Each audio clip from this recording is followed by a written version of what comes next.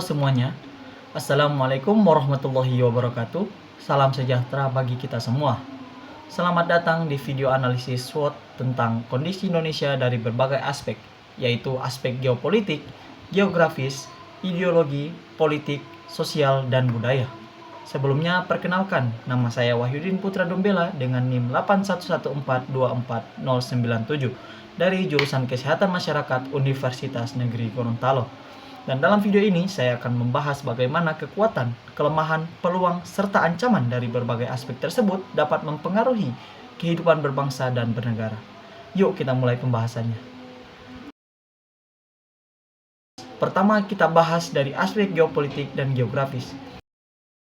Indonesia memiliki letak strategis di antara dua benua dan dua samudra, yakni Asia dan Australia serta Samudra Hindia dan Pasifik. Posisi ini menjadikan Indonesia jalur penting perdagangan internasional. Kekayaan sumber daya alam seperti tambang, hutan, dan laut masih menjadi keunggulan besar dalam menopang ekonomi nasional.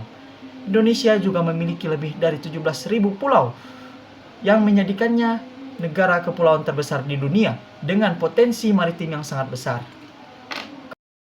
Tantangan utama adalah sulitnya pemerataan pembangunan di seluruh wilayah karena kondisi geografis yang luas dan terpencar.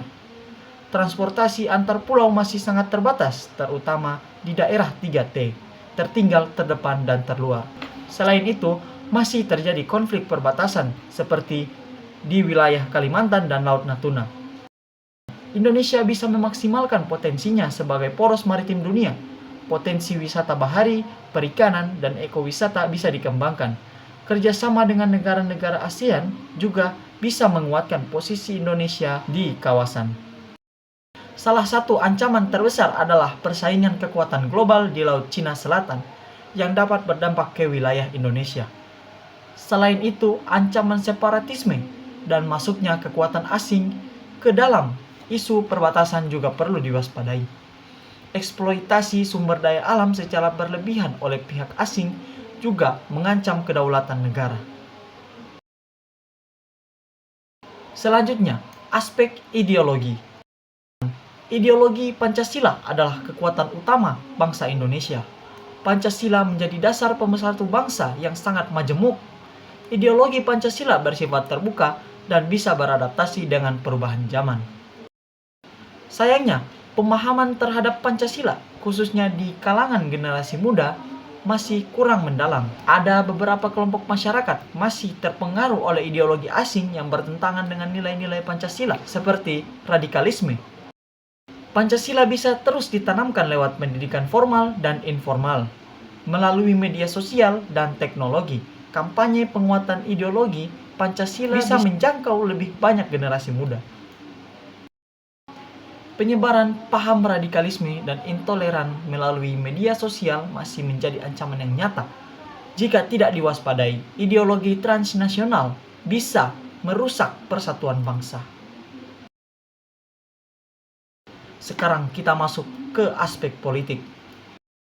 Indonesia menganut sistem demokrasi yang memberikan kebebasan berpendapat dan memilih pemimpin. Pemilu secara langsung menunjukkan kematangan demokrasi kita.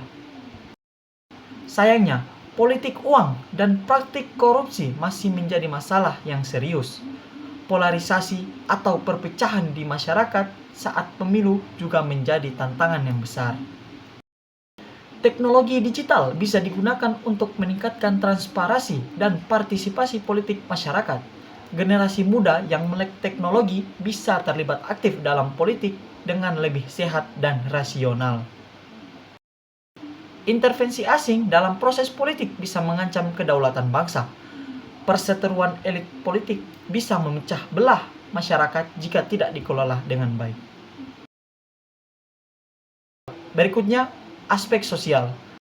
Budaya gotong royong dan solidaritas sosial masyarakat Indonesia sangat kuat. Keberagaman suku, agama, dan ras menjadi kekayaan sosial yang luar biasa. Ketimpangan sosial dan ekonomi masih sangat tinggi di beberapa wilayah. Masih banyak masyarakat yang hidup dalam kemiskinan atau tidak memiliki akses pendidikan yang memadai.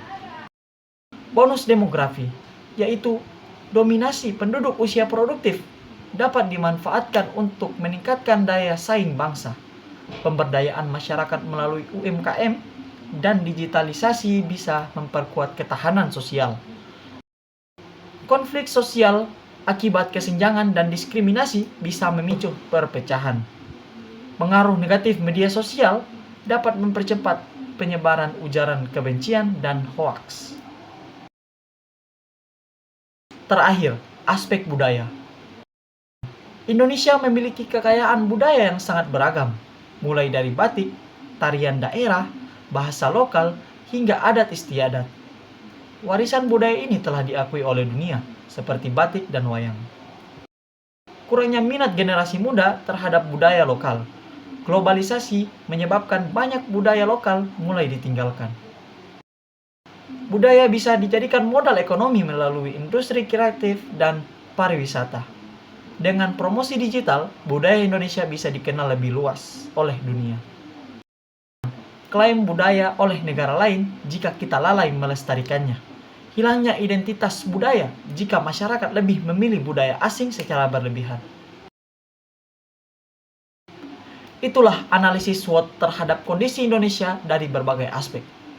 Dapat kita simpulkan di sini bahwa Indonesia memiliki banyak kekuatan dan peluang, tetapi juga harus waspada terhadap berbagai kelemahan dan ancaman yang ada. Kita, sebagai generasi penerus, kita harus memahami kondisi bangsa secara kritis dan berpikir solutif. Mari kita jaga Pancasila, tingkatkan persatuan, dan manfaatkan potensi yang kita miliki demi masa depan Indonesia yang lebih baik. Terima kasih telah menyimak video ini sampai selesai. Sampai jumpa di video analisis berikutnya.